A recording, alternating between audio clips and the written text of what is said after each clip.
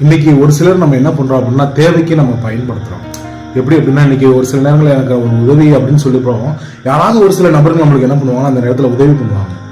அப்போ எனக்கு அந்த நேரத்தில் உதவுவாங்க அப்படின்னு சொல்லி நம்ம சொல்லலாம்.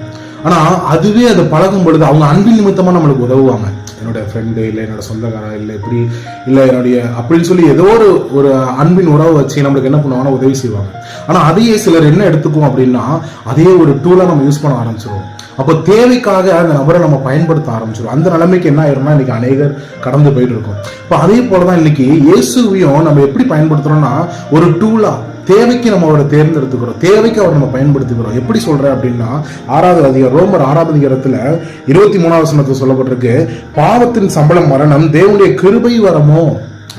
அப்போ நம்முடைய கர்த்தராக இயேசு கிறிஸ்து உண்டாக நித்திய ஜீவன். அப்ப கிருபை வரும். அவர் நம்மளுக்கு ஒரு கிருபையை கொடுத்திருக்காரு. என்ன அப்படின்னா நம்ம சில நேரங்களில் விழுந்து போகும் பொழுது, தேவனுக்கு பிரியமில்லாத காரியங்களை செஞ்சு நம்ம ஆவிக்குரிய வாழ்க்கையில விழுந்து போகும்போது, தேவனை விட்டு பிரியும் பொழுது, பின்வாங்கி போகும் பொழுது அவர் நம்மளுக்கு திரும்ப அந்த ஒரு கிருபையை தராரு. அப்ப என்ன அப்படின்னா அவர் நம்மளை திரும்ப எழும்பி திரும்ப ஓட வைக்கிறதுக்கான ஒரு பலனை கொடுக்குறாரு. ஆனா இன்னைக்கு நம்ம என்ன பண்றோம் தெரியுமா, அதை பயன்படுத்திக்கிட்டு அதை என்ன பண்றோம், அந்தந்த நேரத்துல திரும்பவும் அதே தவறை செய்துட்டு திரும்ப ஏசப்பா எனக்கு உதவி செய்யுங்க. அப்போ மீண்டும் மீண்டும் விழுந்து விழுந்து அவர்கிட்ட கேட்க கேட்க அப்போ யூதாஸ் காரியத்தை பார்க்கும் பொழுது அவனை பாருங்களேன், கர்த்தராகி இயேசு கிறிஸ்துவோட கூட இருந்த ஒரு சீசன் அவன், ஆனாலும் பிசாசுக்கு அவன் இடம் கொடுத்ததுனால அப்ப இன்னைக்கு நம்ம தேவனுக்கு பிரியமில்லாத செய்யறோம் அப்படின்னா யார் மூலியமா செய்யறோம் அப்படின்னா பிசாசு நமக்குள்ள அந்த கிரிகளை வைக்கிறான். என்ன வைக்கிறான், இந்த மாதிரி விஷயத்துக்கு நீ ஆசை, இதை நீ செய்யி, இதை நீ பண்ணாத அப்படின்னு சொல்லி இவ்வளவு விஷயங்கள் நம்மளோட என்ன பண்றான்னா அவன் நம்மளோட பேசி அந்த காரியத்தை உலகத்தின் ஆசைகள் நமக்கு முன்னாடி கொண்டு வரான். அதான் யூதாஸோட காரியத்தினுடைய முடிவு என்ன தெரியுமா, மரணம். தற்கொலை செய்து அவன் செத்து போனான். என்ன அப்படின்னா இயேசுவுக்கு நான் இப்படி ஒரு துரோகம் பண்ணிட்டேனே அப்படின்னு சொல்லி. அப்போ தேவன் கொடுக்கிற கிருபையை நம்ம விருதாவை இழந்துடாம அதை போக்கடிக்காம அதை காத்துக்கொள்ளும் பொழுதுதான் அந்த நித்திய ஜீவனுக்கான வழியை நம்மளால சரியான வழியை நம்ம தேர்ந்தெடுக்க முடியும்.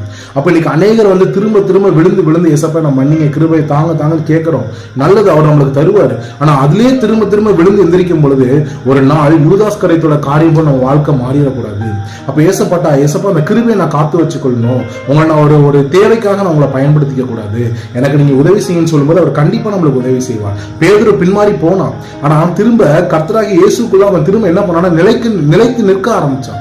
அப்போ பேதுருவை போல நம்ம என்ன பண்ணணும்னா சில நேரங்கள்ல பின்வாங்கி போனாலும் நம் தேவனுக்குள்ளாக நிற்கிறதற்கான இந்த பலனை நம்ம கேட்டு பெற்றுக்கொள்ளும் பொழுது அவருடைய ஊழியத்தை நல்லபடியா முடிக்க முடியும். நம்ம நித்திய ஜீவனுக்கான அந்த கிருபைகளை பெற்றுக்கொண்டு நம்மளால ஓட முடியும். தேவனிடத்துல கேட்போம், பெற்றுக்கொள்வோம்.